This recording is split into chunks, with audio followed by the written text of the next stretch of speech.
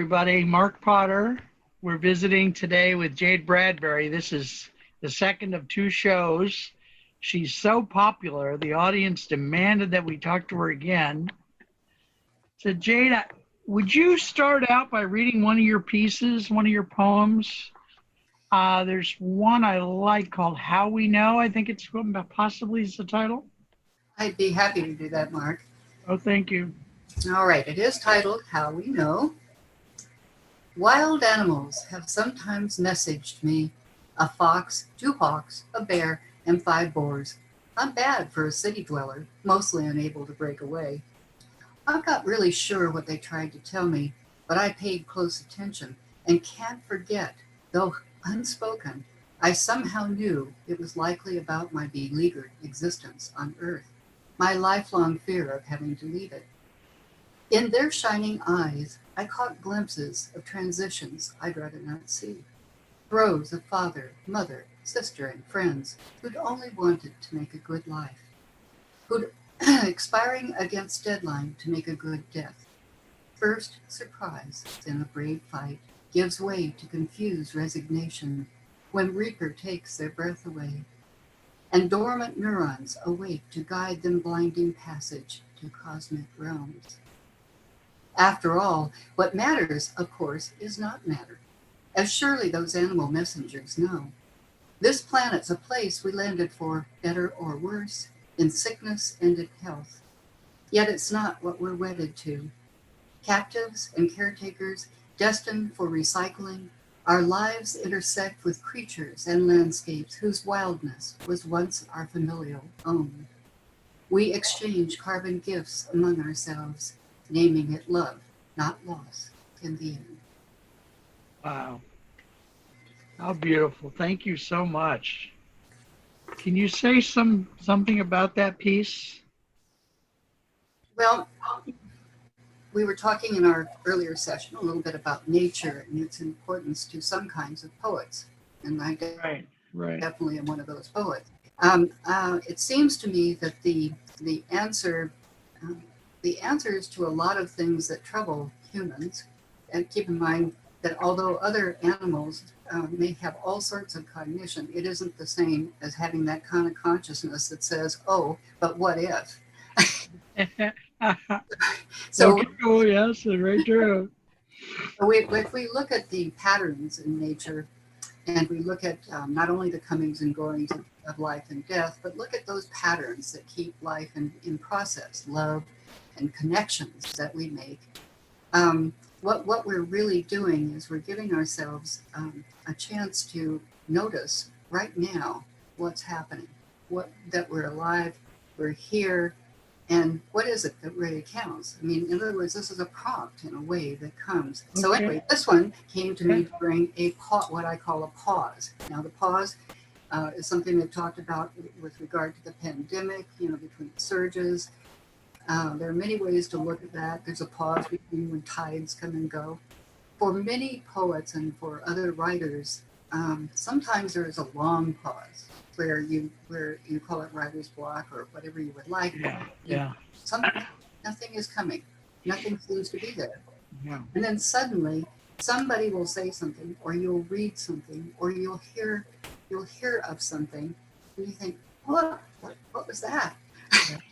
Yeah. And if you sit down right away and just make a note, I have this huge notebook, a whole basket full of huge notebooks that have these things written down in them. But then they want to come together. At night, I'm sure they get together and they say, hey, I wonder if we could talk her into putting us all in a poem. I don't know.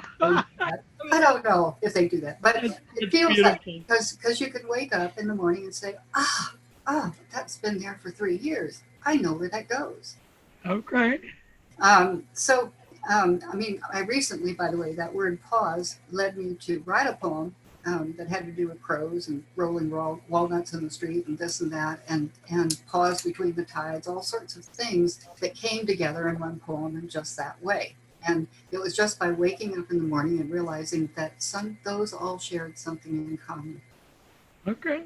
That's very beautiful. So that tells us a lot about your process too, that something you hear from a friend or from something on social media or something that it comes up in your own mind helps like be a little germ or a seed of the poem that Well starts. said. Yeah. Okay. That's very cool. So yeah, I love that. Other poets say, by the way, this is what happens for them as well. I mean, I've heard it from famous poets and non-famous poets and novelists and Okay. story writers. I mean, the main thing is to be connected enough to yourself that you don't let it just float away. Okay. Very good. Do you think over the years as a writer you've changed your daily habits? Like do you sleep in a different way? Do you eat different foods? Do you attend different kinds of events because for all these years you've been a writer?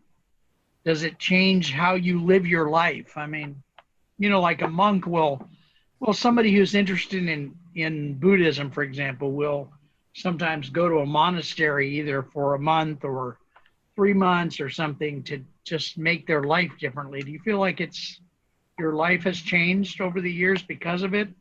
Oh, absolutely. As a matter of fact, the sort of curiosity I think I was born with has led me to do that one way or another all of my life. But in the process of doing it, when you come back from your trip to the Buddhist monastery, it's like Thomas Merton. It might be a good idea to take a few notes when you're morning or a night person. I happen to be early morning. I get up before other people do, before I can hear the traffic outside, before anything is happening, because I find that's when I have the freshest, most dreamlike and curious sorts of thoughts. Okay. Okay. and, and it's good to get up. I don't necessarily sit down and say, "Oh, I've got to write 100 words," or "I've got to." No, no. Thank goodness you don't. That model has never worked for me either. It doesn't work for me so well. Some people, by the way, that works very, very well. I would never Yeah. discourage anyone. It's just that for me, I think if I watch the sunrise, I get up to greet the sun. I really do. I mean, I actually say good morning to the sun. I like getting out there just before it rises because the most spectacular colors appear before.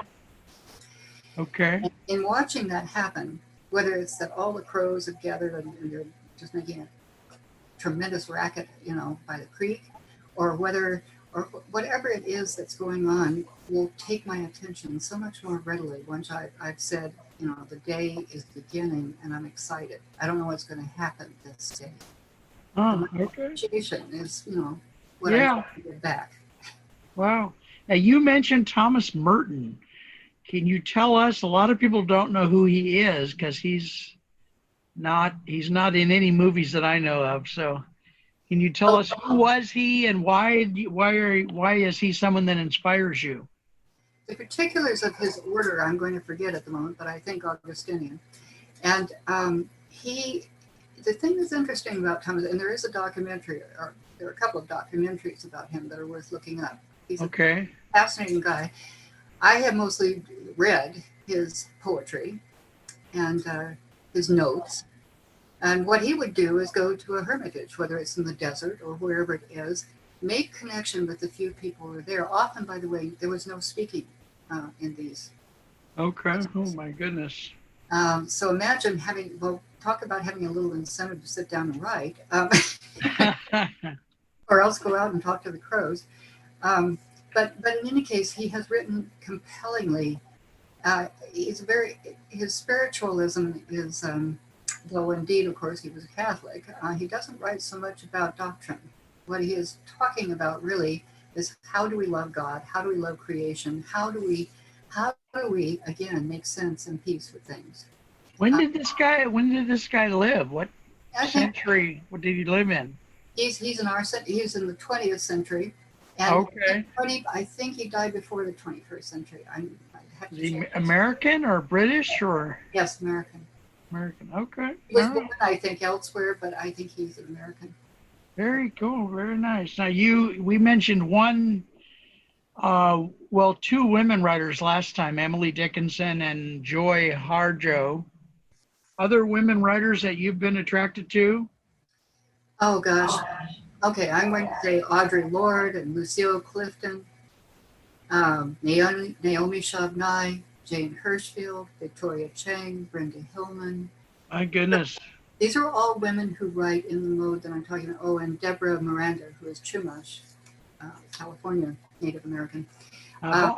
I'm looking always in poets. I mean, you asked, does it change your life any? Well, in a way it does, because you find yourself saying, well, I don't know if I need to see that movie, but I might want to see this one because this one's about, something that interests me. Yeah. But the same with poets. I find myself drawn in, and with the men, the same sort of thing. I mean, Merwin and Stanley Kunitz and Derek Walcott, Pablo Neruda, I mean, Philip Levine, all of these are men, and Thomas Merton, who write in that same manner, to the truth of things, to the heart of them, and nature is a very important part of it. Okay. Well, that's amazing. I have to admit, of all the women you read off that list, there are very few of those that I've heard of. You want to pick one and tell us a little bit about her? Let's see. I've taken workshops with a couple of these. The way I know most of them, by the way, is through poetry anthologies. Now, this is a good way, by the way, to sample poetry if you don't know what you like. Because every year, the best American poetry, we call it BAP, comes out. I think it's David Lehrer who edits that. And he'll appoint an editor who makes the selections. Now, what's best? Well, that's what that editor thinks is something notable, say, for that. Okay, year. they get to choose what they think. They do. And they will go in all sorts of directions. You never know what it's going to be. So the good way for if you want to know what's going on in poetry, usually it's a good mixture of male, female, and non-binary, all sorts of other categories these days. And you can select for that if you want to, but mostly you can just read it, and if it turns you off, turn the page. Now let me see if I understand. This is an anthology that comes out periodically, like once a year or something, or what? Once a year. Comes out early fall. For instance, 2021 on Best American Poets will probably come out in the fall of 2021. Who publishes it? Where can you get it? I mean, what's it? Not that we can. I think that's Norton. I don't have that right here with me, but I think that's Norton. No, it's something you look up Best American Poetry. It'll pop up. You can find. Okay. All right. Can you tell? Go ahead. Go ahead. Well, I was just going to say, the women and the men I've named frequently turn up in these one year after another. Okay. I was going to ask you about your book, In the Willing Dirt, was published by Purple Passion Press. What was that process like? How did you connect with them? Did they ask you for it, or did you send it to them cold, or did you know somebody over there, or how did that work? Those are all really good questions, and that's a good one. That's a good example. And you're not going to answer mine. No, that's a Purple Passion Press. I'm not sure if they're active right now. They may be in the future, but they were located initially here in Los Gatos, and so I crossed paths with the publisher in workshops with the poet laureate at that time, and this is why I urge people to join groups, join situations, because you never know who's going to become an independent press, and that happened with Purple Passion. Anyway, they had published a poem or two of mine, and they had read others. And they actually approached me and asked if I had a chapbook manuscript. I said, well, how many poems is it? Yeah. And I said, well, yeah, I think I might. And I think it might have a context as well, which is that I pulled all these together during a period when I became ill, and therefore I had to retire from work and had the time to actually work with these and make them cohesive. And so I did submit that to them. They decided to do it. It's a long process, I must tell you, even on something that's only 40-some pages long. So, Jade, I don't mean to interrupt you, but give us some really visceral idea of what's the process like. I've never had a book published. I have no idea how much pain and suffering you went through to get it done. Tell us some of that, whatever you're willing to share with us. I think the fun thing about a small press is just what you said about us being a little more informal with each other. Because with a small press, it's not so terrifying how many people are involved. You're only going to be answering probably to an editor, a main editor, possibly a couple of readers, and the publisher, his or herself. And so it's very personal. And when things happen in anybody's life at either end of that thing, it can interrupt the whole process. But mainly there are a lot of steps and to getting into, the checking and just like everything, so many things, getting the rights to poems that have already been published, whether it's okay to republish, because they're okay. That are like even if they're your own poems, you still have to get permission. Indeed do. Someone. And there are contractual matters. I mean, there's just a lot of it. It's so complicated that if you ever really looked at it too closely, you might get scared. But the best thing to do, if you have anything resembling an opportunity, is try. Okay. All right. So I think what happened for me is so rare because I will just tell you this. If you just thought you'd never get published and you get to be 70 some years old and it happens, all I can say is that's one fine day. Wow. Okay. Now, does an editor, at a poetry publication is not gonna, are they gonna actually suggest edits the way a prose editor would or not? Some, admittedly, it's more tender ground. Yeah, I would think.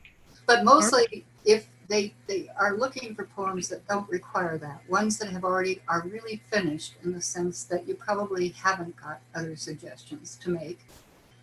They do. I mean, I think normally, I loved my editor, but and I would say I loved the fact that I knew who that person was.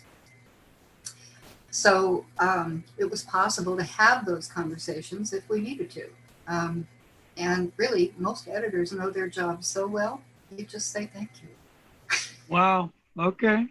So what other topics would you like to cover today? We do have some time left, but any other particular topics about the world of poetry that you'd like to cover? You want to read another piece or? Let me share. Let's see what have we got? We've got just a couple of minutes. How about Sky Rivers? Okay. So you said where do topics come from? Yeah. Sky Rivers is something I heard on the evening news a 3 years ago when they started talking about an atmospheric situation. Okay. And we'd had a lot of droughts, and then finally we had rain, so this poem came. Okay. It came with the rain. Sky Rivers. The sound of rain long withheld began to pound into gutters bloated with debris of the extended drought, washing over our yearning, our bleakest doubts, conjured weathered analysts who spoke of atmospheric rivers. And we imagined what's above our planet a roiling, chaotic place, churning up towering peaks hewn by rivers and veins of offshoot streams, fueling oceanic skyscapes, pressing down in branching fractals to sea and land, a cosmic embrace with molten magma tossing and turning beneath, where we clay, we mudbound, surround the rightness of rain, born by rivers in the sky. I love that piece. I especially like the part where it says, we clay, we mudbound. That really struck me. Tell us more about that. What are these? You say in the weather, in the meteorological, there's rivers in the sky. I mean, there's. I've done my best as an ignorant poet to, although I love science, but I mean, I've tried my best as a poet to give us a picture of what that's like. Okay. Once things start whirling around, then what happens and how does it finally come raining down on us? And what does that have to do with anything? Well, I'll tell you what, if that clay doesn't get spit on or a little bit rained on, nothing's going to happen. All right. So often, what I'm doing is I'm thinking about the ways that other people have spoken. I mean, I love this quote from W.S. Merwin. On the last day of the world, I would want to plant a tree. Yes. Yeah, he passed away recently, you He know. did. He Yeah. was wondrous as a poet, Oh, wondrous as a boy. person. Yeah. Can you read one more piece for us here? Do you have another piece available? Let's see if we've got one that's a little on the short side. Okay, let's do those crows. Um, Crows before the fall. This happened, actually. This is based on a little event that took place. Okay. Do you remember the opulence of peach and violet sunset? How, as we walked toward evening, a sudden muffled movement disturbed our mutual trance? First, ungainly flap of wings, then soundless alighting of a dozen birds, composed in stark contrast against dusky cemetery landscape. Black crows becalmed on white crypts. They didn't caw or fidget, only craned their cunning heads. Jet marble eyes reflect some hidden light wrapped, poised to align with imminent arrival.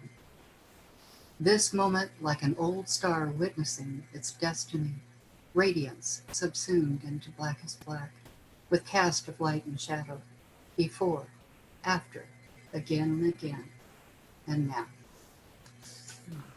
Amazing, amazing.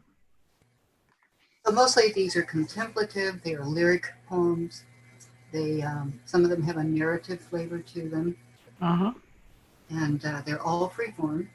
So also seems a little bit like Nikki Giovanni in a way to me. It is a little. Yeah, that's Yeah. a good comparison. I would love to Yeah. write as well as she, of course. Yeah, Yes, she should be on the list. she's one of the many I like. What we have about 5 minutes left. I want to ask you a question I haven't asked you. We haven't talked about this. I like Adrienne Rich a lot. Her poetry to me is very powerful. She's very gutsy. And I especially like the title poem of Diving into the Wreck. Mhm. We never talked about this, but could you say anything about her style or her bravery or? She's amazing, and of course, over the decades that I have followed her work, it changed as she did. She changed with the times, and so some of the books are different, but they all delve deeply. I mean, you're right about that particular one. Yeah. A person like that, by the way, would be Sylvia Plath. Okay. Yes. Sharon Olds. Yes. I don't. These are women, by the way, who speak usually more frankly to some kinds of things than I would, but not out of any reticence on my part exactly. Just everybody's got their own views. Thing they want to say. Yeah. Just True. is Sharon Olds from our area here? Because I used to know someone by that name. Well, that's interesting. I'd have to check on that, but I think so. I think so too. I think I actually knew her. I might have actually known her husband. He was in the printing business, believe it or not. Oh, I think that would be the same. His name was Doug. Well, and then so we talked about Adrienne Rich. You mentioned someone in between there that I wanted to talk about. In between. Oh, I was going to say Louise Gluck, who she recently won. Yeah. What did she win again? National Book Award or? Nobel? Did she win the Nobel? No, it's the Nobel. Did she? Yeah, she's for literature. Yeah. And I've been following her ever since I was in high school. I mean, she's another one. See, that list would have been 3 pages long. Yeah. And I have a thing about, I personally learn better from women poets somehow. I don't know why. I'm more attracted to their work. I just feel like it's more, like you're saying, it's more contemplative. And I feel like it gives me more freedom to say things that I find embarrassing to say. We put it that way. So, yeah. Our best male poets do, though. Yeah. Oh, yeah. Philip Levine, I like him a lot. And he's good. Oh, yeah, he's good. He's amazing. So I want to mention your website again, and we'll probably tag it up on the screen, jadebradbury.com. Yeah, and it's got some of your poems and a little bit about you, and what else is on there? Mostly, I think that's the book's site, and so what it alerts you to is when there's going to be a reading or when there has been one, and Okay. so most of it's book related to that particular website. All right. All right. Well, it's been very, very fun visiting with you. Likewise, Thank you so much. And I want to thank everybody for tuning in. And again, this has been In Our Community. I'm your host, Mark Isaac Potter, and we've been visiting with Jade Bradbury. Thank you, everybody. Thank you so much. Talk to you soon. Bless you.